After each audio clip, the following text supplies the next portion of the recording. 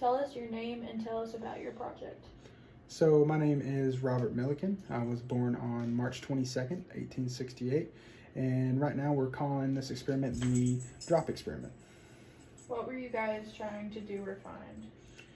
So the goal of the project is to figure out a way to calculate the charge of an electron, and how we're trying to do that is we have this chamber that has metal plates on the top and bottom that then we're going to put a charge to. And inside of the chamber, we're going to spray an oil mist in there to create these little oil droplets. And we also ionize the air inside of the chamber.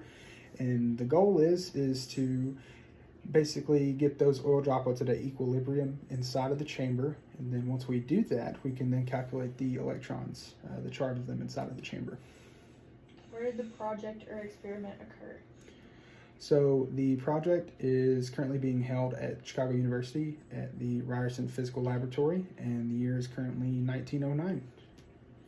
What other significant events were happening around the world at that time? Let's see. This year, William Taft was just inaugurated as president. A few years ago, 5 or 6 years ago, the Wright brothers became the first people to fly an airplane. And last year, the Federal Bureau of Investigation was created, and then I believe 3 years ago in 1906 there was a San Francisco earthquake that killed 500 people. Who else was involved in the project? So the other person that has been a tremendous help to me is my pupil, Harvey Fletcher. He has been a tremendous help, and I couldn't do this project without him. Actually, he was the one that gave me the idea to use the oil.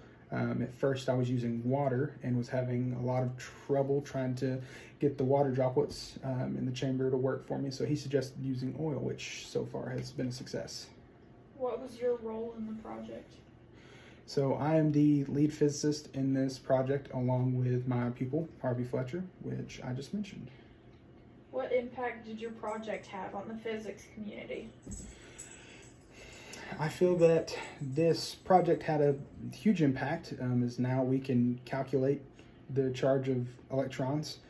So I feel like that's going to be a tremendous help in future endeavors and projects and experiments with other scientists and physicists. And actually, we also found out that the charge of an electron is actually going to be a multiple of a number, which the number is 1.602 times 10 to the negative 19th coulombs.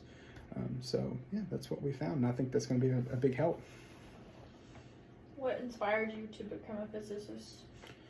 So actually, after I finished my undergraduate, I went on to teach elementary school physics, and from there I found a love for the field and decided to pursue a career in that path. And so I went on to get my master's, and then eventually I went on to get my doctorate. So yeah, I think that's what was the main driver for me to do this.